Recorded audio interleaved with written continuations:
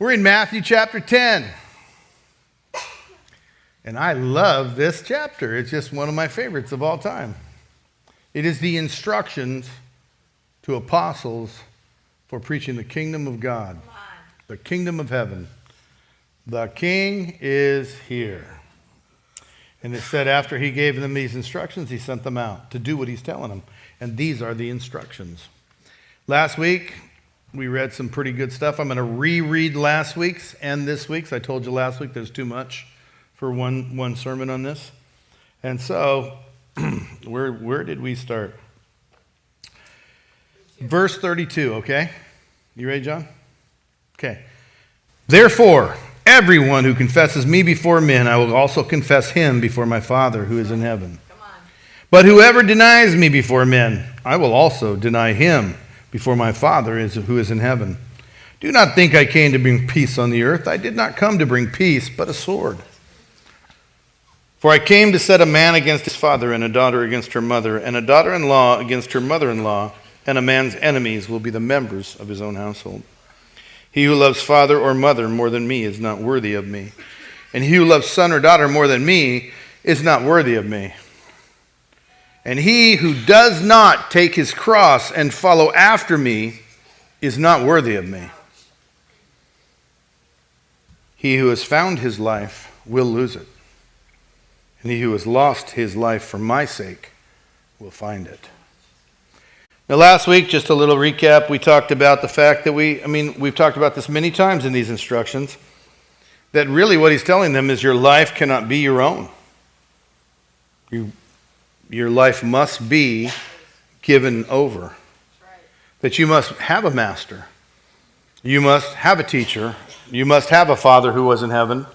You must be not living your own life, but living his life. If you are sent by God to be his representative, in other words, you are a Christian, then you must have a Lord and master, teacher. You must have a Father who art in heaven. You must. And there must be evidence, just like the fruit of the Father's house, the fruit of the tree that is well fed and well watered and well taken care of. There must be good fruit.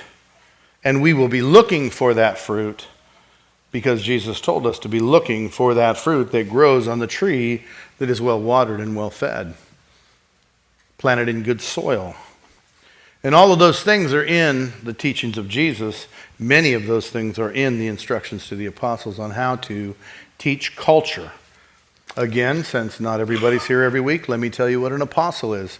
These are the instructions taking 12 disciples, commissioning them as 12 apostles. Wow. And what an apostle is a Roman term, a Roman office actually, a job made by Romans, or might have been made by someone else, but used by Romans, to send into conquered territories. When some place is conquered, they don't necessarily how to be in submission to Roman law. So an apostle is hired by the Roman government and sent, commissioned to the conquered territory to teach them how to live the culture of being Roman. One of the always treaty premises of a Roman treaty with any nation they conquered or didn't want to be at war but surrendered was that you will become Roman, you will pay taxes to Rome, you will give yourself into being Roman, you'll supply young men for armies, you'll supply natural resources to supply the overall nation, you'll become Roman. Jesus used that same term, apostle, for the Christian leaders he sent out to preach the kingdom. He's sending them out because he sees it as conquered territory. People who surrendered, people who submitted and put their own will into his hands. Today's verses are verse 37 and 39, and I'm going to reread those for you. So we're in the reason why we're taking so much time in these instructions. We're kind of recapped and laid a foundation. Now let's read these 37, 38, and 39 again. He who loves father or mother more than me is not worthy of me. He who loves son or daughter more than me is not worthy of me. He who does not take his cross and follow after me is not worthy of me. He who has found his life will lose it. He who has lost his life for my sake will find it. Worthy of me is not necessarily something we understand today, because we teach that anybody and everybody just say the word, it's good, it's over, you're in. It's done. Forget about it. Over. Doesn't matter what you do anymore, you're in. And yet he says, not worthy of me. What the heck does that mean? Well, let me just tell you something. With the me in the story is Jesus the Christ, the Messiah, God's Son, the Son of Man, the bright morning star, the Redeemer. If I'm not worthy of him, I'm in trouble. I had to go through my whole library of words. None of them were appropriate. I'm in trouble. Ah! I should be running to the back of the room screaming. Dead serious. Not worthy of me. Oh man, I went to the front to find out if he was true. It didn't cross my mind that he'd ever say, you're not worthy of me. But I knew in my heart that's how I felt. How I felt.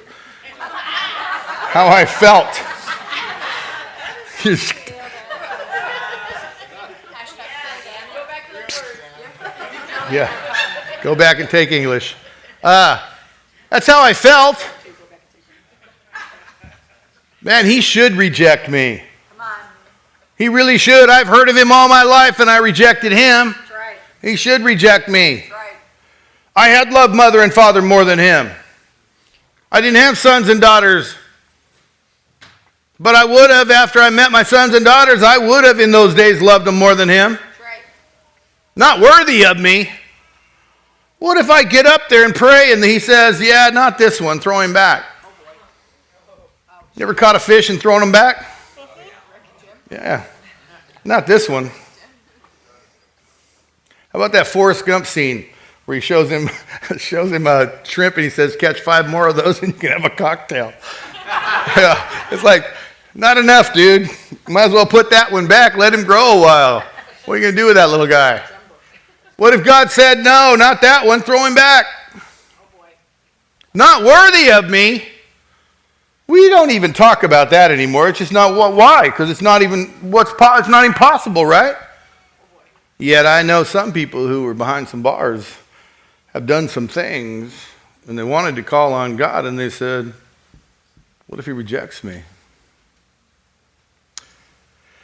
We don't talk about it, but yet when I pray with people and they feel him, I ask everybody, I ask a lot of people, I may not ask everybody, but I ask most people, what do you think it means that you just felt his presence? I don't think anybody's ever answered correctly. What I mean by it, correctly is what I mean, my answer. I said it means that he didn't reject you. Isn't that good news? Yes. Every one of them start crying. Because they didn't think of that. They knew in their heart that's what they were afraid of. They knew that that's what they were fearing. They didn't think he would accept them. If you only knew what I've done, he doesn't want me. And yet when we pray and he touches them, they go, wow, that's amazing. Well, you know what that means? No, he didn't reject you. That's good news, right? Oh, that's true. And he should have. You didn't reject me? You'll take me too? Come on. Not worthy of me? Yeah, but I've known you, and I rejected you. And I knew you were, I believed in you, and I still did these things. Right. I claimed you were my Lord, and you weren't. I told everybody wrong things. I contradicted everything you said. Come on. And you didn't reject me. Anyone who loves mother and father, that's pretty unreasonable, don't you think? That be the condition of being worthy? Sons and daughters. Now, mom and dad I can reject for him. I don't love them the way they love me. Sons and daughter, which I am to them, I can't reject my sons and daughters. I can find it very hard to love him more than them. And so that really bothered me for a long time. I didn't know whether I qualified or didn't to be worthy. That's not easy. And I really wanted to know what he meant. There was a time in my life I used to pray, if I lost one of my children, it'd be hard to believe in you. And I realized, well, that just put my kids above him, and that puts them in danger. Let's get them off the throne and put him back on the throne and keep the children safe. I mean, I got that. I understood that crown of glory, that throne of glory where he needs to be on the throne. But do I really love him more than my baby girls and my baby boys? So I asked him what he meant, and I'm going to tell you what he meant. It really wasn't an emotional love that he's talking about here, and he's not even talking about what you think he is with love.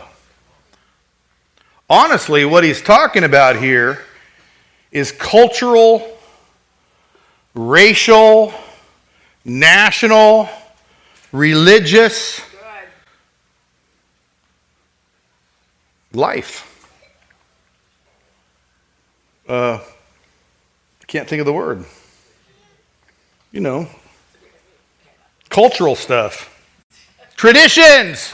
Traditions. The traditions. Tradition. Tradition. Talking about that. And that's what he's talking about. I'm teaching you truth. He's saying when you come to believe that the king is here, it's going to cause strife, not peace.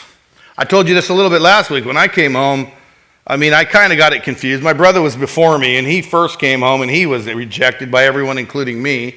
Then I came home saying, I found Jesus. I found out he's real, and he didn't, I love him. And then it wasn't anybody rejecting me. It was just like, a little holier than thou, aren't you? Kind of like, whoa. No, I wasn't. I just wanted him to know what I found out. And so even Christian tradition versus met Jesus for real had some strife in it. What if I came home and said I joined some other religion? Or what if I was some other religion and I come home and said I decided Jesus is the Messiah? What if I was a Jew, which they're going to say I found the Messiah that we've all been waiting for, and the chief priests and Pharisees aren't claiming him to be the Christ, and I'm saying he is? How much strife and swords and fighting between family members would that be? A man's enemies will be the members of his own household. And I'm like, this finally makes sense now. Good. We're talking about culturalism. We're talking about races. We're talking about religion. Good. You know why Jewish people were persecuted across the face of the earth for so long, and in one short period in Europe, of something like 11 or 15 million either were killed or had a direct family member, an intimate family member killed. I always forget the number, but it's like 13, 15 million people had someone in their family die or did die. Like a brother, a sister, a mother, a father, or themselves, simply because they were Jewish. And while that was going on, everybody's focusing on that. All over the world they're being persecuted because they don't believe Jesus is the Messiah.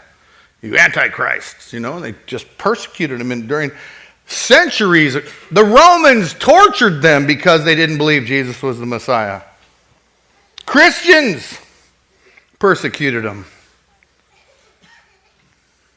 Jesus coming brought a lot of strife.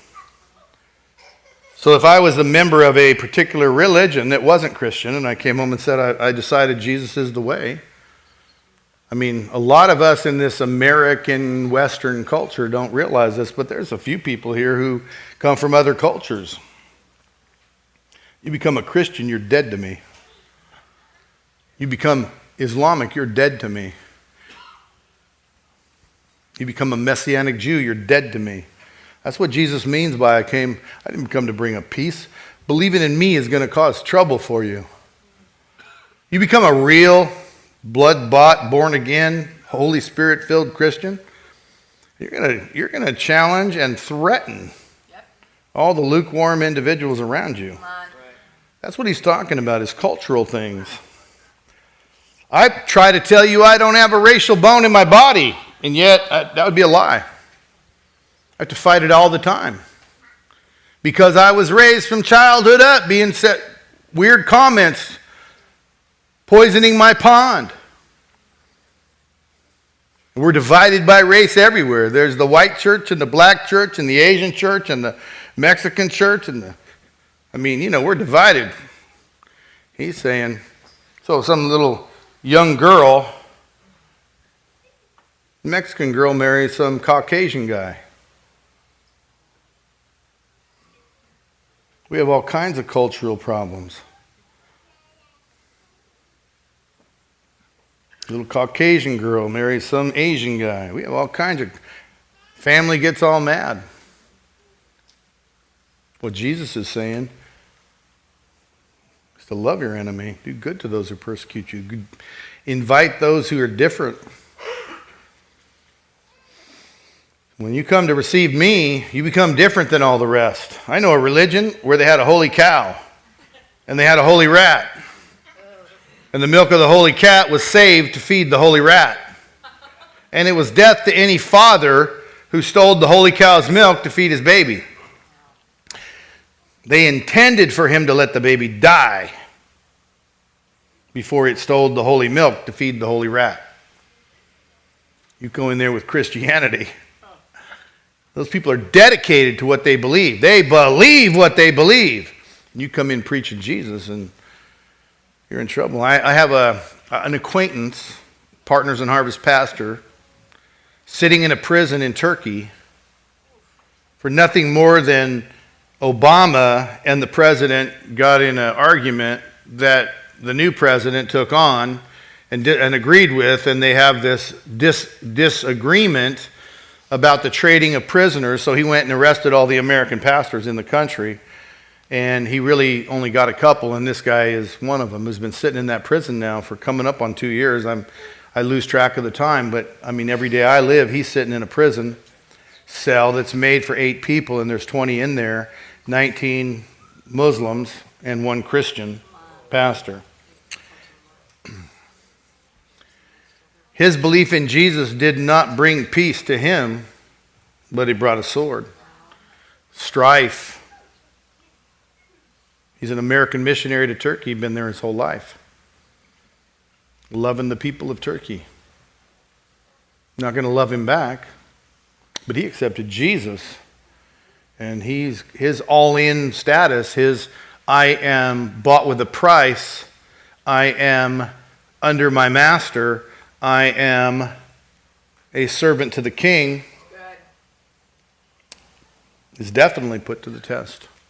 Let me just tell you what I know will come out of jail. A more dedicated, more committed, more in love with Jesus pastor. His faith will grow, not shrink. Like you'd be praying for him. There was some trial. Oh, he's in trial. His trial is tomorrow, I think. When? 15th. Oh, his trial starts the 15th. And he's being charged with espionage like he's a CIA operative when he's just a pastor. So it's possible he could be released, and it's possible he could be executed. And he's one of our pastors. I'd like you to pray for him. His name's Andrew Brunson. Okay? So I did not come to bring peace, and this, man, we don't expect our families to be torn apart by our Christianity. What Jesus is saying to a bunch of Jewish men is when you go start saying, I'm the Messiah, your family's going to be against you. What happened in the Jewish culture when they said that? Their families were against them. Paul the Apostle was the chief prosecutor of everybody that said they believed Jesus was the Messiah. He was killing people, had Stephen stoned to death when his name was Saul of Tarsus. The belief that Jesus is Messiah. I come to preach to you this message. The King is here. Your King has come. Your Lord is amongst you. God's Son, the Emmanuel, God is with us, and it is Jesus, is going to bring strife. And if you become a Christian who is all in, who is not lost his life, but found his life because he gave up his life, you will find it will bring strife. It is almost the litmus test of whether you're real or not. Wow. You will have great fruit that remains, it says, and you will have a sword in your life. You will have strife in your life. It's almost a promise. You might have seasons of no swords, but you will have swords in your life. You will have what Jesus is describing. So it says here, not worthy of me. So I want to make sure I know what that means, right? And I told you last week I don't do a lot of word studies, but worthy is easy. It just means you're not due a reward. You're not deserving of a reward. And Jesus says, you're not worthy of me. I'm not deserving of the reward of Jesus if these things are true. So I want to make sure that I don't place family culture, like if being an Italian meant I had to act a certain way that was anti what I believe God says, or being an American made me put America first instead of God first. If being an Orsillo, we Orsillos do this and it's not. What if being a Baptist was different than what I believe is true? What if being a Pentecostal was different than what I think Jesus really taught? And I put, well, I don't want to upset my brothers, so I'm going to do this. I don't want to upset my church family, so I'm going to do this. That's what he's talking about. Do you get it? He says you're not worthy of me. If you do these things, you're not deserving of me. The reward of me. Last week we said the word confess means there with you. Not speaking words, I confess. I confess, I did it. It is saying I believe, but it is also I am there with you in trouble. When trouble comes, I'm still with you. When strife and the sword are wielded, I'm with you. Right. That's what confessing is. I'm there with you with my whole life. I'm all in. And he says, I will confess you. I will be with you in those times. If you are with me, I will be with you. And so then moves right into family. If you're there with me when your family's trying to say I'm not the Messiah, if you're there with me when they're trying to say I'm not the Lord, when you're there with me when they're saying you can go ahead and believe in Jesus, but you need to do these things. I can't do those things because Jesus says I can't do those things. I'm with Jesus. If you'll do that, I'll be there with you. And that's what we talked about last week, right? So then he says, if you do these things, you're not worthy of me. And he goes right on into, he who has found his life will lose it, and he who has lost his life for my sake will find it. And I think about that a lot because it's really hard for me to say I've lost my life. I forgot what my life was when I gave it to him. It's hard for me. My life is so good and has been so good, and every step of the way it's so good. Yeah.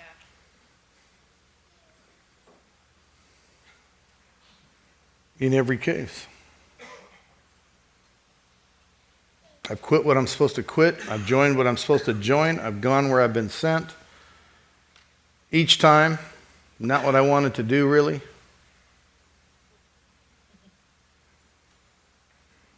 I remember praying for my wife.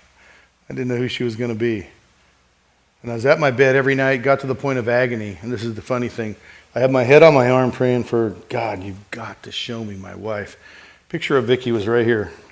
Every time I ever prayed, a picture of Vicky was right there. You get the picture? She sent me her high school graduation picture.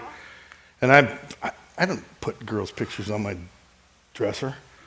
But I put hers and kept everybody walk in the room. Who's that? Oh, that's a girl I know. Aww. And I just pray, I need my one. There she is right there. Hello. Wow. Oh, boy. She's not a Christian. I can't do anything about that. I'd write her letters about Jesus. She'd reject it wholeheartedly. Ouch. One day I'd jump in a car. It's too long a story. I ended up in Spokane. Started just sharing Jesus with her, backing up. Don't get near me. I belong to him now. I'm not the guy we used to know, but I came here to lead you to Jesus. She had a profound experience, and even that, I look at that and go, I married this girl that I'd loved since the moment I saw her, And I had obeyed the fact that I'm not going to be united with a non-Christian. And he had this plan for me. And I tried everything on earth not to do his plan. It's hard to believe how good our marriage has been that I actually lost something. The kids we've created together, the life we've lived together, the successes and failures we've had. It's hard to believe I've lost anything. Right.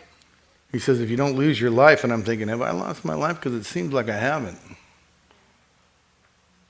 But here's, everybody with me on that? Yeah. So if there's all this good fruit, it's hard to say, well, yeah, I lost my life. Good. 3 weeks ago, I told you the stories that I've never had a bad day. I've had many days that looked like they were bad. That was the point of that sermon. But now I look back on them in such good things. Right? The 4.5 years I was a single young man trying to live Jesus' righteousness. Didn't feel good at the time. But I look back on them and I see the character they created. I've never had it. So everything worked out. So here's what it is. I lost my life because I was running around doing these things. This is who I was, and then I started doing this thing. It seemed like I lost that. Barry McGuire, a famous singer from the 60s and 70s, he said, I didn't lose anything, I gave it up. I got rid of it. And I kept trying to apply that, but it didn't feel that way. Yeah, I got rid of it. I got rid of chasing girls around the beach, seeing if I could get anywhere. I got rid of getting high. I got rid of dreams I had for my life. I tried to save it, didn't feel like that. But when I look back on life, and I think of the time since the day I started following him, started doing this, it didn't feel like I was losing my life. What I lost was my dreams. What I lost was my plans. What I lost was the path I laid out for me. What I said was right and wrong. What my dad said was right and wrong. What the community said was right and wrong. What I did was lost all of that. I started remembering because I think you forget sometimes all the things that have been placed on you. All the racist uncles and all the religious fanatics that if you're not this church, you are nothing. And you've got all that pressure on you. Well, I'm not going to be that church. Does that mean I'm nothing? And you have to get rid of that, this cultural thing where every time you go to a barbecue, every time you go to a family gathering at Thanksgiving and they're all there, it's, you're not with us anymore? Yeah, but I'm in love with Jesus and none of you are. Think about the cultures that do ancestor worship or pray to dead saints.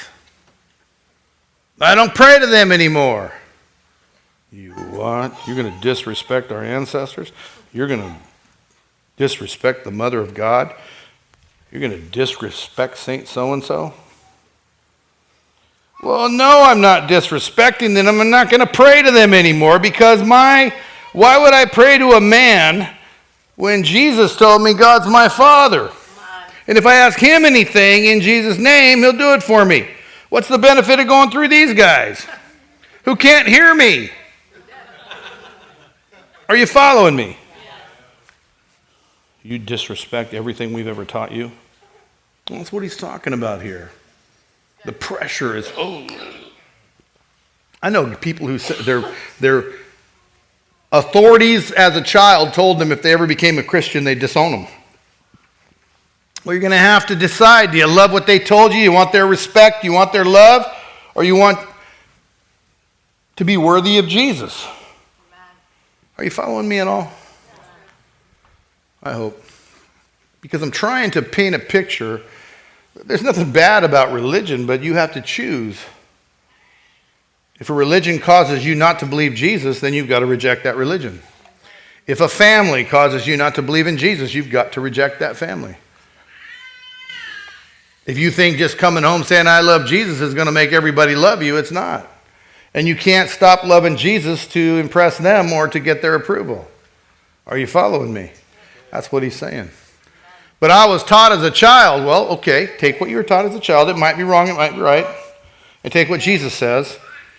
And if you say, well, it looks like Jesus' way is this and my family's way was that. Well, I wouldn't even be welcome at Thanksgiving if I believed that. Well, that's what he's talking about. That would be loving them more than him. It really isn't the emotional love you and I are talking about. That's not what this is about. We apply all of these street, worldly, crazy philosophies to Christianity. And I think we should read Jesus. I think that's how we got 70 denominations or 70 different churches in a little town like Oroville. Is because we continually love our traditions or our ideas or our philosophies of life or the way the bikers do it or the way the blacks do it or the way the whites do it or the way the Asians do it or the way that we completely, continually wash our Christian message in the culture we come from, the family we come from, the religion we come from, until we have all of this bleak, gray-looking Christianity that requires nothing, does very little, and while you're professing Jesus, your life's a mess. Costs nothing. Jesus says it costs your whole life. Anyone who finds his life will lose it, but he who loses his life for my sake will find it. And I have to tell you, I have lost my life for his sake. I didn't pursue my dreams. Didn't live where I want to live, but live where he wants me to live. Love what he wants me to love. And that's what he's talking about. Amen?